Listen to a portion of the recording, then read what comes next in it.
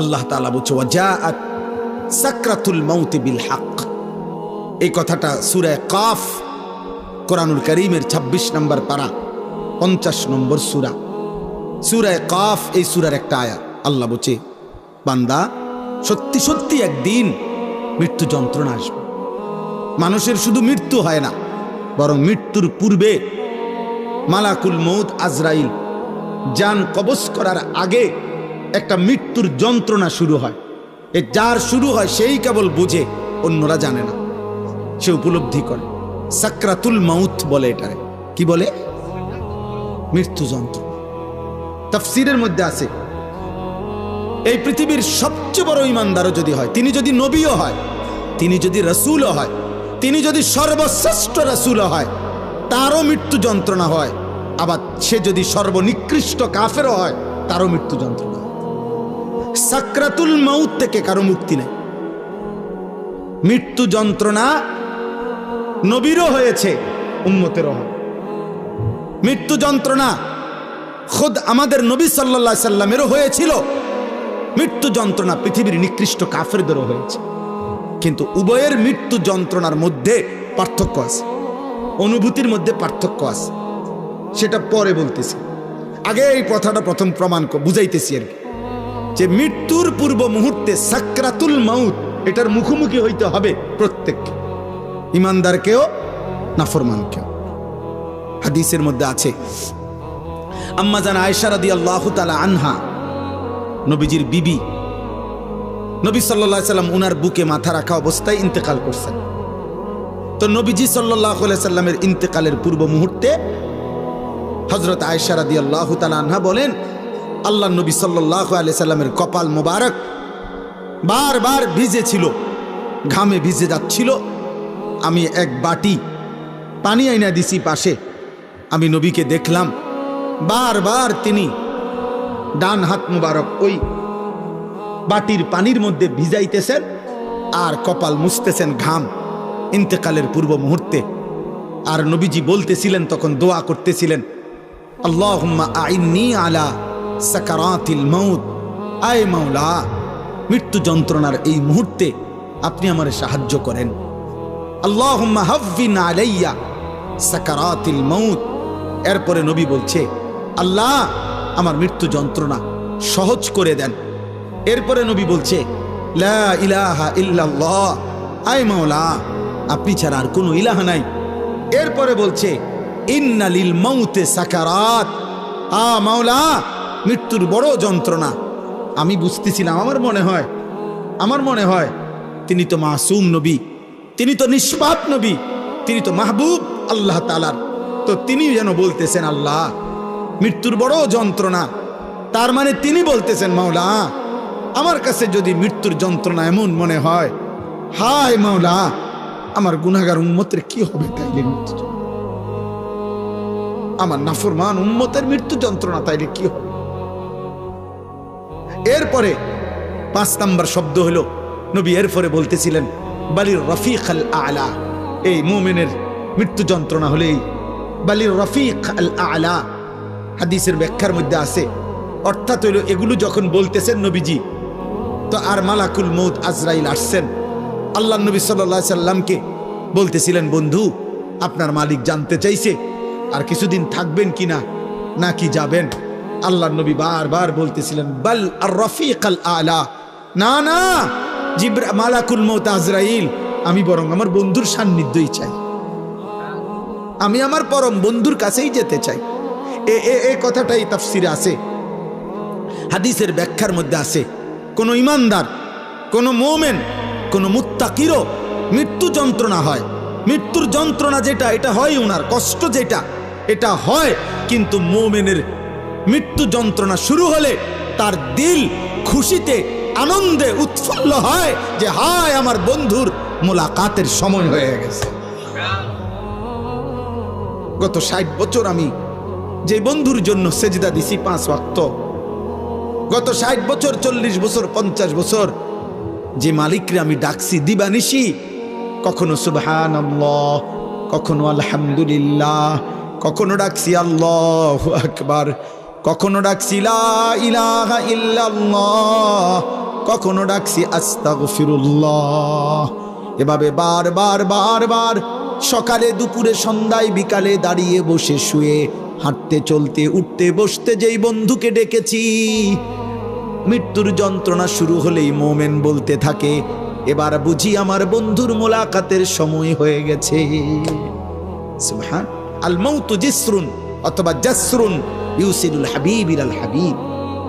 কিতাবের মধ্যে আছে, ইমাম কুরতুবী রাহমাতুল্লাহ আলাইহির কিতাব আত-তাযকিরা, ওই কিতাবে আছে মৃত্যু হলো একটা ফুলের মতো, মুমিনের মৃত্যু একটা ব্রিজের মতো, মুমিনের মৃত্যু একটা সাঁকো পোলের মতো, যে পোলের এই পারে এক বন্ধু, এই বন্ধুর নাম হলো মুমিন, আর ওই পারে আরেকটা বন্ধু, ওই বন্ধুর নাম আল্লাহ।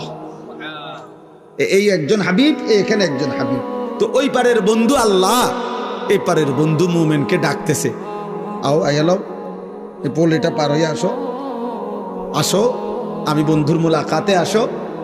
তো বুজুর্গানে দিন বলে মৃত্যু হচ্ছে এমন যে একটা পোল, যেন এক বন্ধু এই পোল পার হবে মানে মৃত্যুবরণ করবে, তো পরম বন্ধু আল্লাহর মুলাকাত হয়ে যাবে। মুলাকাত, তাইলে কথাটা বুঝেন, মৃত্যুর যন্ত্রণা মুমিনের হবে কিনা? কথা বলে না, ভীষণ যন্ত্রণা, ভীষণ যন্ত্রণা। কিন্তু মুমিন এতে করে যত যন্ত্রণাই হোক সে তৃপ্তি পাবে। কোনটা? কেন? আমার আল্লাহর সাথে কি হয়েছে? সাক্ষাতের সময় হয়েছে। কিন্তু মৃত্যুর যন্ত্রণা হবে। আচ্ছা, মুমিনের মৃত্যু যন্ত্রণা কেমন? আরেকটা উদাহরণ দেই। রাসূলুল্লাহ সাল্লাল্লাহু আলাইহি সাল্লামের বিখ্যাত একজন সাহাবী হযরত আমর ইবনুল আস রাদিয়াল্লাহু তাআলা আনহু। আমর ইবনুল আস, আমার কাছে আমার গাড়িতে একটা কিতাবে আছে, এই কিতাবের নামই হলো ওয়াজাআত সাকরাতুল মাউত বিল হক। আমি এটা পড়ি আর কি, আরবি কিতাব। ওইখানে আছে আরব দেশের একজন বড় আলেম, মশহুর বর্তমান সময়ের একজন বিখ্যাত ব্যক্তি, ডক্টর আয়েস আল কারনি, ওনার লিখিত কিতাব। তো উনি লিখছেন সেখানে নবীজির একজন বিখ্যাত সাহাবী আমর ইবনুল আস রাদিয়াল্লাহু তাআলা, অনেক প্রসিদ্ধ সাহাবীদের একজন। এই সাহাবীর মৃত্যুর সময়, ওনার যখন সাকরাতুল মউত শুরু হয়েছে, এই মৃত্যু যন্ত্রণা, তখন ওনার ছেলে আব্দুল্লাহ, উনিও সাহাবী। এই সাহাবীর ছেলেও, আমি বললাম আপনারা এই এখনো দুই একজন মোবাইল ধরে রাখছেন, মানে বুঝতে চাচ্ছেন না। আপনি শুনেন, আপনি শুনেন। তো আব্দুল্লাহ রাসূলুল্লাহ সাল্লাল্লাহু আলাইহি সাল্লামের সাহাবী আমর ইবনুল আসের ছেলে আব্দুল্লাহ, উনিও সাহাবী, মানে বাপ ফুত দুইজনেই কি সাহাবী। তো এই ছেলে আব্দুল্লাহ ওনার আব্বা আমর ইবনে আসকে জিজ্ঞেস করতেছে মৃত্যুর পূর্ব মুহূর্তে, আব্বা বলেন তো এই মুহূর্তে আপনার সাকরাতুল মউত, মৃত্যু যন্ত্রণা কেমন মনে হচ্ছে? কিতাবে লিখছে সাহাবী কি কয় শুনেন, উনি ইমানদার, উনি সাহাবী, নবীজির কলিজার টুকরাদের একজন। উনি বলতেছে, ইয়া বুনাইয়া, হে আমার প্রিয় সন্তান, কান্না জিবালাদ দুনিয়া আলা সাদরি ফুত, সন্তান আমার মনে হচ্ছে পৃথিবীর সবগুলো পাহাড় আমার বুকের উপরে চাপ দিয়ে রাখছে।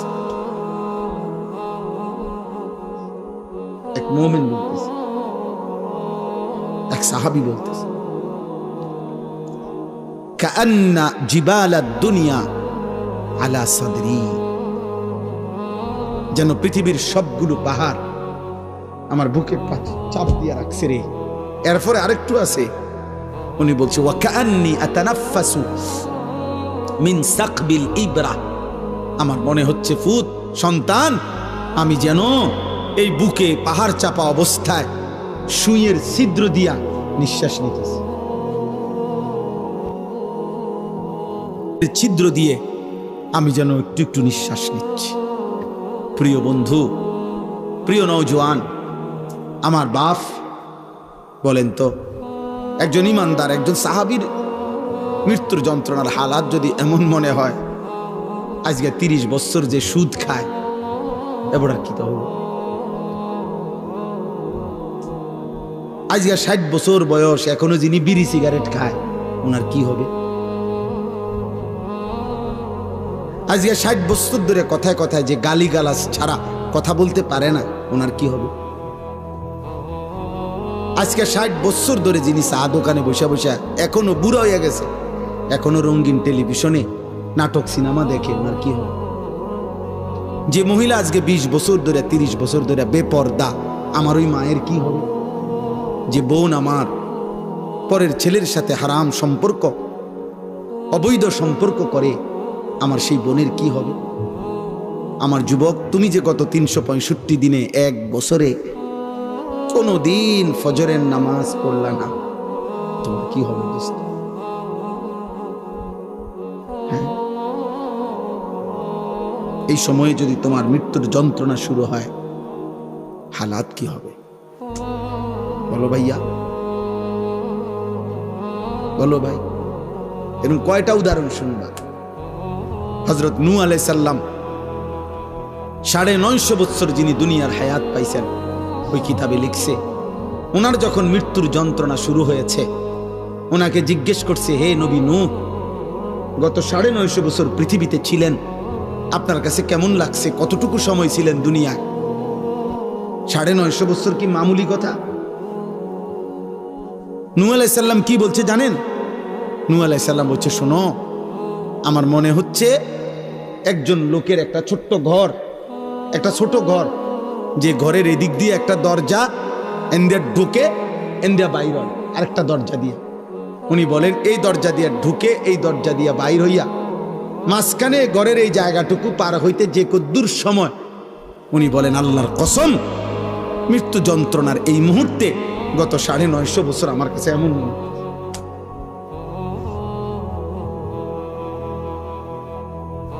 তিনি নবী, তিনি নবী, ওনার হালাত যদি এমন হয়, আমার কি হবে? আমাদের কি হবে? আমাদের কি? আয় করিম।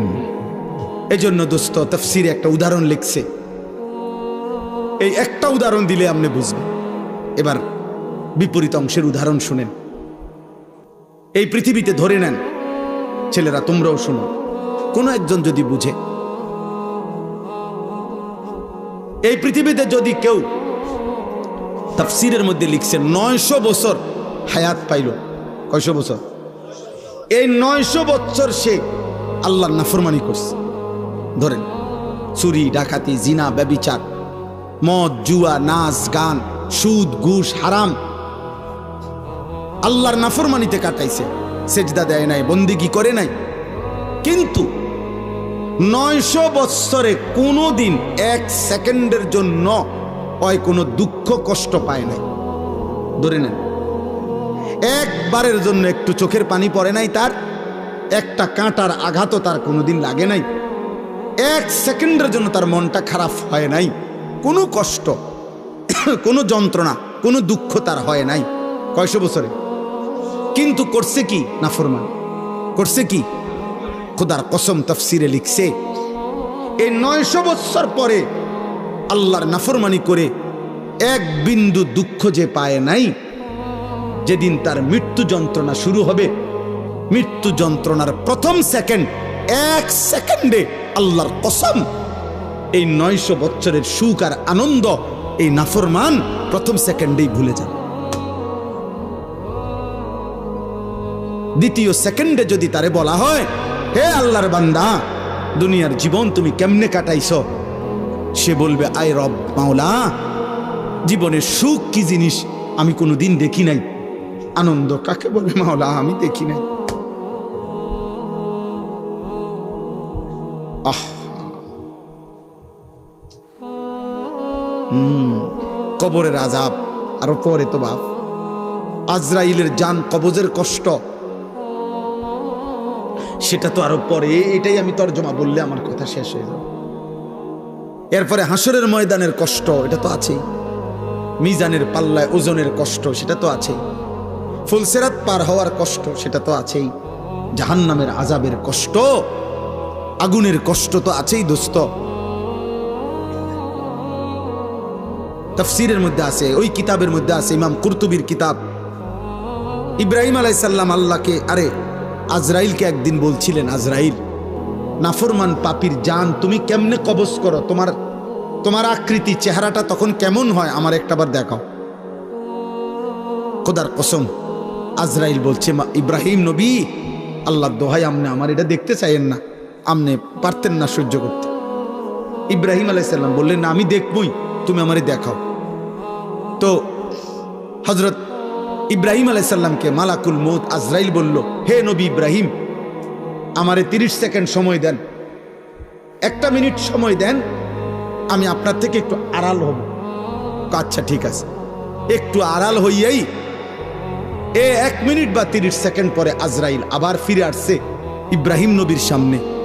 আল্লাহর কসম, ওই নাফরমানের জন্য আজরাইলের যে আকৃতি আগুনে ভরা, সারা দেহে জাহান্নামের আগুন ধাউ ধাউ করে জ্বলতেছে, ওই চেহারা নিয়ে আজরাইল যখন ইব্রাহিম নবীর কাছে এসে দাঁড়াইছে, একটা চিৎকার দিয়া ইব্রাহিম নবী বেহুশ হয়ে গেছে। লম্বা সময় পরে যখন হুঁশ আসছে আজরাইলকে স্বাভাবিক সুরতে, তখন ইব্রাহিম নবী দেখে বলছে, মালাকুল মউত আজরাইল, কবরের কষ্ট, জাহান্নামের কষ্ট, হাসরের ময়দানের কষ্ট কোনো নাফরমান পাপীর জন্য লাগবে না। তোমার এই বিভৎস আকৃতি দেখলে, তোমার এই বিভৎস চেহারা দেখলেই জান কবজের সময় কোনো নাফরমানের 70 বছরের পাপের যন্ত্রণার জন্য এটাই যথেষ্ট, আর লাগবে না, আর লাগবে না।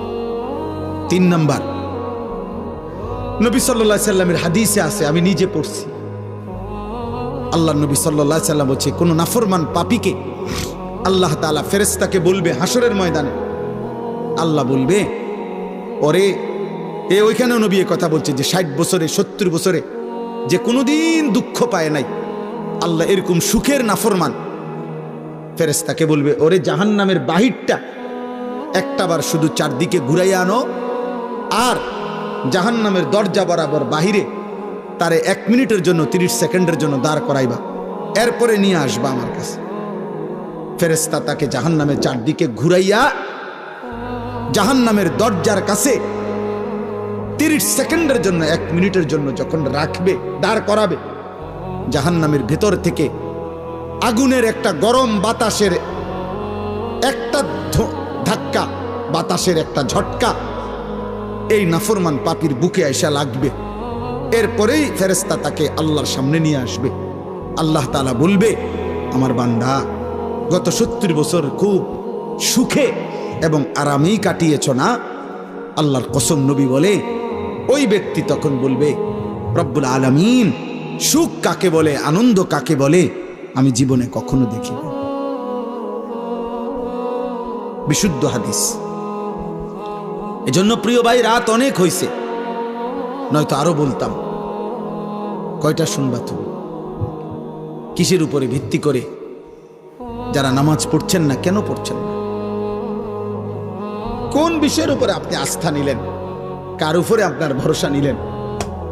কোন শয়তান, কোন ইবলিস আপনার আস্থা ভরসা দিছে যে তোর কিছু হবে না? কিসের উপরে ভরসা করে সুদ খাইতেছেন, কিস্তি নিতেছেন, হারাম উপার্জন করছেন? বলেন না, কোন কথার উপরে ভরসা করে? যুবক, তোমার কে এমন ভরসা হইল যাকে পেয়ে তুমি আল্লাহকে ছেড়ে দিলা? সুদখোর বাবা, কে আপনারে এরকম ভরসা দিল যাকে পেয়ে আল্লাহকে ছেড়ে দিলেন? বেপর্দা নারীকে বলেন, বেহায়া মহিলাকে বলেন, এই বোন, কে তোমারে এমন ভরসা দিল? মা গাররাকা বিরাব্বিকাল কারীম। আল্লাহ বলে, বান্দা, আমার মতো দয়ালু মেহেরবান মাওলা থেকে কে তোমারে ধোঁকা দিল? আমার চাইতে এমন দয়ালু কারে পেয়ে গেলা যাকে পেয়ে তুমি আমি আল্লাহকে ছেড়ে দিলা? ছেড়ে দিলা। অতএব বাপ, এবার এই তর্জমাটুকু শুনেন দোস্ত, আমিও আপনিও। ওই যে বললাম, স্বীকার করেন আর নাই করেন, খেয়াল করেন আর ভুলে যান, মৃত্যু আসবে। আসবে তো? কথা বলে না? মনে থাকলেও আসবে, মনে না থাকলেও আসবে তো? 3 বেলা ঠিক মতো খানা খাইলেও মরবেন তো? কথা বলে না? রাজপ্রাসাদের লোকটা মরবে তো? পৃথিবীর সবচেয়ে ক্ষমতাধর লোকটা মরবে তো? পৃথিবীর সবচেয়ে বড় নেতৃত্বের অধিকারী ব্যক্তি মরবে তো? এবার আসেন এই তর্জমাটুকু বলি। তর্জমাটার মূল বক্তব্য হলো, মক্কার কুরাইশ কাফেররা প্রতিনিয়ত আল্লাহর নবীকে বিদ্রুপ করত আর বলতো, মুহাম্মদ, এই যে তুমি বলতেছ আমরা মরে যাব, মরে গেলে আমাদেরকে কবর থেকে আবার হাসর হবে, মিজান হবে, ফুলসেরাত হবে, কবর থেকে আমাদেরকে আবার উঠাবে, কি কও এটা? ডিবুজি কথা, ডিবুজি কথা। 500 বছর আগের, 300 বছর আগের মাটিতে কারে কোনখানে দাফন করছে, কোন মাটি উইরা কোনান থেকে কই গেছে, কার হাড্ডি গোস্ত মিশা, এখানকার মাটি হয়তো গেছে কোন দেশে, কোন দেশের মাটি আইয়া পড়ছে কোনখানে, কোথাকার বালু কোথায় উড়ে গেছে, কই থেকে কারে পাইব, কি কইল? মক্কার কাফের বেঈমানরা এটা বলতো। ফাকালাল কাফিরুনা হাদা শাইউন আজীব। মক্কার কাফেররা বলতো, মুহাম্মদ, এটা তো একটা আশ্চর্য কথা, কি কও এগুলা, কি কও? এবং তারা বলতো, হায় আমার শরীর, আমার সিদ্ধান্ত, আমি মন চাইলে খাই, মন চাইলে ঘুমাই, মন চাইলে সামনে যাই, পিছনে যাই, যা ইচ্ছা তাই করতে পারি, তাইলে আমি তো আমার কাছে স্বাধীন, আমারে আবার নিবে কে, উঠাবে কে, হিসাব করবে কে? এইভাবে তারা কোনোভাবেই কবর, হাসর, আখেরাত, বিচার, মিজান, ফুলসেরাত এগুলো বুঝতে চাইতো না। তো আল্লাহ তাআলা এই আয়াতে তাদেরকে একটা বিষয়, এক নাফরমান পাপীদেরকে বুঝাইতে চাইছেন। কি বুঝাইছে? আল্লাহ তাআলা বলেন, তাফসীরের মধ্যে আছে, এই আর অল্প একটু তাফসীরের মধ্যে আছে, প্রত্যেক পাপী, কথাটা বুঝেন, প্রত্যেক নাফরমানের যখন মৃত্যুর সময় হবে, তো মালাকুল মউত আজরাইল তার যখন জান কবজ করতে আসবে, তো নাফরমানের জান কেমনে কবজ করে? তো তাফসীরের মধ্যে আছে, প্রত্যেক নাফরমানের যখন জান কবজের সময় হবে, তো মালাকুল মউত আজরাইল প্রথম তার কলিজার ভিতর থেকে তার রুহুটা একটা টান দিয়া ছিঁড়ে ফেলবে। এই টান দিয়া যখন রুহুটা ছিঁড়ে ফেলবে, তখন রুহুটা আইসা এই কণ্ঠনালী এখানে আইসা আটকায় যায়। এটারে বলে হুলকুম অথবা তারাকি, কাল্লা ইদা বালাগাতিত তারাকি, অথবা ফালাউলা ইদা বালাগাতিল হুলকুম। এই যে এই কণ্ঠনালীর অগ্রভাগে এসে রুহটা আটকায় যাবে, এবার আর এটা বাইরও হয় না, ভিতরেও যায় না, এই অবস্থায় থাকে। এরপরে আপনি এইটা দিয়ে এখন বুঝবেন সহজ। ওই দেখেন তো, এই যে টিস্যুর এই কাগজগুলো, এটা দেখেন বের করা খুব সহজ, এই যে টান দিলেই বের হয়, দেখছেন? এটা সহজ না? আচ্ছা, এই যে এগুলো দেখছেন, এই কাগজটা এনে একটা আলগা পলিথিন আছে, কথা বলেন না, এটার সাথে এমনভাবে লাগানো যে এটা চাইলেই আমরা টান দিলে খুলে না। এইটা যদি খুলতে হয়, এই পলিথিনটা কেমনে খুলতে হইব? এইটা এরকম টানে টানে ছিটতে হবে, ঠিক না? এই তাফসীরের মধ্যে লিখছে, নাফরমান পাপীর এই রুহুটা কণ্ঠনালী থেকে মালাকুল মউত আজরাইল এরকম টাইনা টাইনা ছিঁড়া ছিঁড়া বাইর করে। অথবা কাবাবের শিকে, কাবাব, যারা গোশতের কাবাব খায়, শিক মানে লোহার শিকের মধ্যে ফেসায়া ফেসায়া আপনার কাবাব বানায়, এই কাবাব থেকে, শিক থেকে যেরকম গোশত টাইনা টাইনা টুকরা টুকরা বের করে, মালাকুল মউত আজরাইল রুহুটা এইভাবে কাবাবের শিক থেকে কাবাব যেভাবে টেনে টেনে ছিঁড়ে, এভাবে ছিঁড়ে, এভাবে ছিঁড়ে ফেলে, এভাবে ছিঁড়ে ফেলে। অথবা যদি কেউ বুঝে এরকম যে কোন ভিজা জিনিসের মধ্যে, যদি তুলা ভিজা জিনিসের মধ্যে আটকাইয়া যায়, যেই তুলা এমনি স্বাভাবিকভাবে পড়তেছে না, তো এই তুলা যেরকম টাইনা টাইনা, ব্যান্ডিজের তুলা যেরকম টাইনা টাইনা ছিঁড়ে, খুদার কসম আল্লাহর নবী বলছে, নাফরমানের রুহুটা আজরাইল এভাবে টাইনা টাইনা ছিঁড়বে, টেনে টেনে ছিঁড়বে। ফালাউলা ইজা বালাগাতিল হুলকুম, তো এবার আসেন এখানে আল্লাহ তাআলা বলেন এই নাফরমান পাপী, তো এই মক্কার কুরাইশ কাফের বেঈমান মুশরিকদেরকে কিয়ামত পর্যন্ত আল্লাহ চ্যালেঞ্জ করছে যে এই কণ্ঠনালীর কাছে আইসা যখন রুহুটা আটকাইয়া যায় নাফরমানের, তখন নাফরমান তো ছটফট করে, তো তখন তার আত্মীয় স্বজন সব তো পাশেই বসে থাকে, তারা তাকায় তাকায়া দেখে। তো আল্লাহ বলে, হে নাফরমানরা, যেহেতু তোমরা বলতেছো তোমার শরীর, তোমার স্বাধীনতা, তোমার ইচ্ছা, তোমার যা মন চায়, তোমার সব ক্ষমতা, তো এখন এই মুহূর্তে তোমার এই নাফরমান আত্মীয় যার কণ্ঠনালী আটকায় গেছে রুহু কণ্ঠনালীতে, এখান থেকে তার রুহুকে আগের জায়গায় ফেরত দাও। তুমি না বলে কইতেছো কবর হবে না, আখেরাত হবে না, মিজান ফুলসেরাত হবে না, তোমারে ফিরাবে কে, উঠাইবে কে কবর থেকে? তো যেহেতু তোমার এই ক্ষমতা, তো এখন তার জিউনাহা, এই রুহুটাকে এখান থেকে আগের জায়গায় ফেরত দাও। আনো তো সম্ভব? কথা বলে না সম্ভব কারো পক্ষে? তো আল্লাহ তাআলা বলেন, যদি সম্ভব না হয় তো আল্লাহ তাআলার ক্ষমতার সামনে অহংকার করছো কেন? আল্লাহর ক্ষমতার সামনে যুক্তি দেখাচ্ছ কেন? যুক্তি দেখাইতেছ, এই কথাটাই আল্লাহ বলছে। ফালাউলা ইজা বালাগাতিল হুলকুম, যখন রূহ এসে যাবে কণ্ঠনালীর কাছে, ওয়া আনতুম হিনা ইদিন তানজুরুন, তোমরা স্বজনরা তখন চারদিকে তাকে দেখতেই থাকবা। ওয়া নাহনু আকরাবু ইলাইহি মিনকুম ওয়ালাকিন লা তুবসিরুন, আল্লাহ বলেন, এবং আমি আল্লাহ তখন তোমার ওই ব্যক্তির সামনে আমি আছি, আমি তার নিকটেই আছি, যদিও তোমরা দেখতেছ না, আমি আছি। আচ্ছা, আমি আল্লাহ দাঁড়াইলাম, আল্লাহ বলতেছে আমিও আছি, তোমরাও আসো। তেও হইয়া রইছে, আজরাইলও টান মারছে। বুঝেন না কথাটা? পজিশনটা বুঝছেন না? আল্লাহ বলছে আমিও আছি, তোমরাও আসো। তারও অবস্থা খারাপ, কণ্ঠনালীর কাছে রুহু চলে আসছে। এবার আমি আল্লাহ চ্যালেঞ্জ করলাম, ফালাউলা ইন কুনতুম গায়রা মাদিনিন, তোমরা যদি মনে করে থাকো তোমাদেরকে কবরে নেওয়া হবে না, আখেরাতে উঠানো হবে না, পুনরায় হাসরের ময়দানে একত্রিত করা হবে না, তাহলে তারজিউনাহা ইন কুনতুম সাদিকিন, তোমাদের দাবিতে যদি তোমরা সত্যবাদী হয়ে থাকো তাহলে এই রুহু ফেরত দাও।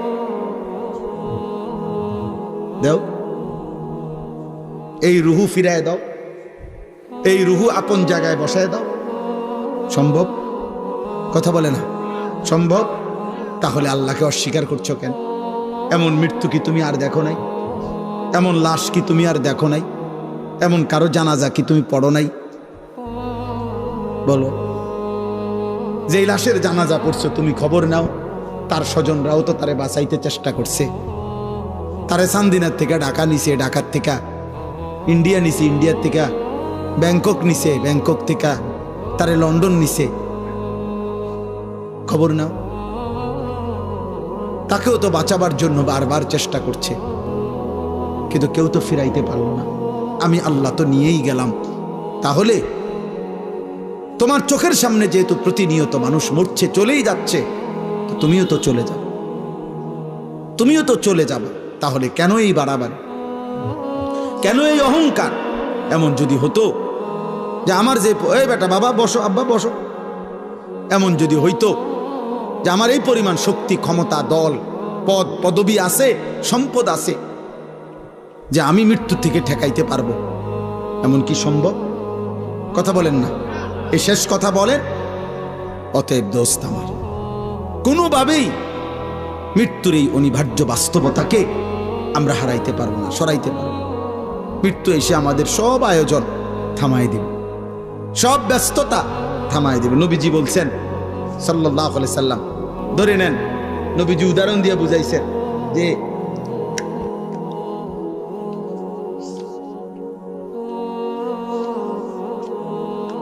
এরকম আঁক দিয়া বুঝাইছেন নবীজি, যে এখানে দাঁড়িয়ে আছে মানুষ, এই পর্যন্ত এখানে তার বহু স্বপ্ন, আশা, আকাঙ্ক্ষা, আর এই মাঝখানে তার মৃত্যু।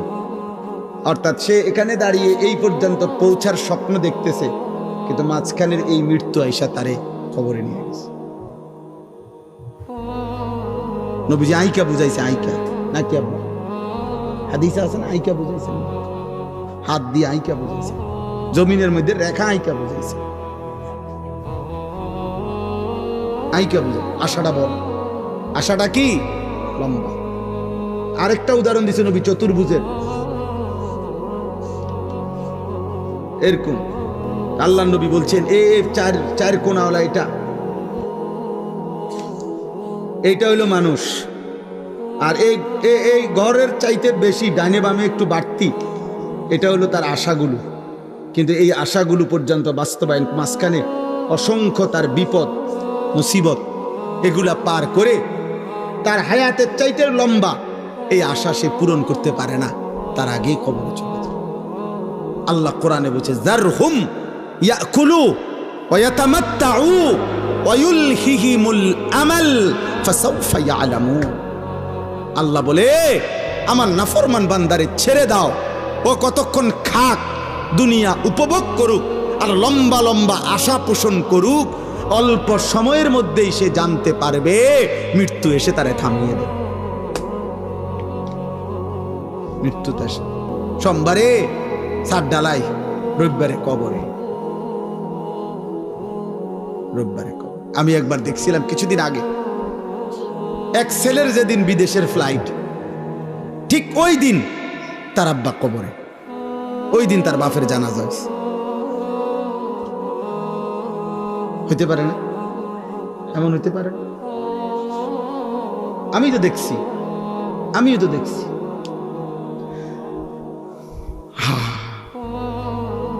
আমি একদিন এক মাহফিলে গেছি, মাহফিলের আগে, বয়ান শুরু করার আগে আমার জন্য একটা মহিলার জন্য আমার থেকে পানি পড়া নিছে, পড়ায় ফু দিয়ে দিতে কইছে আমারে। আমি মহিলার জন্য পানি পড়ে দিছি। মহিলা নাকি এই বাড়ির ঘরের পাশে আসছে, আইসা পানি পরে নিয়ে গেছে, তার জন্য পানি খাইছে। মহিলা অসুস্থ, বয়ান শেষ হয় নাই, এর মধ্যে আমার কাছেই আবার খবর আসছে যে ওই মহিলা ইন্তেকাল করছে। আমার দোস্ত, আমার ভাই, আমার কিশোর, আমার নওজোয়ান, যদি তোমার বিশ্বাস না হয় তো তুমি প্রতিদিন রাস্তার অ্যাক্সিডেন্ট দেখো, কত কিশোর, কত যুবক, কত মোটরসাইকেল আরোহী প্রতিদিন হারিয়ে যায়, কবরে চলে যায়। অতএব আজ রাত গভীরে আমরা আমাদের মৃত্যুর কথা স্মরণ করে আমরা যেন ইবাদত আমলের প্রস্তুতি নেই। আকসিরু যিকরা হাদিমিল লাদ্দাত। নবী বলছে এই জিহ্বায় আজকে কত আইটেমের স্বাদ, তোমার অচিরেই তোমার সব স্বাদ স্তব্ধ করে দিবে। যেই মৃত্যু, সেটা স্মরণ করো, স্মরণ করো। আল্লাহ আমাদের সবাইকে হেফাজত করেন।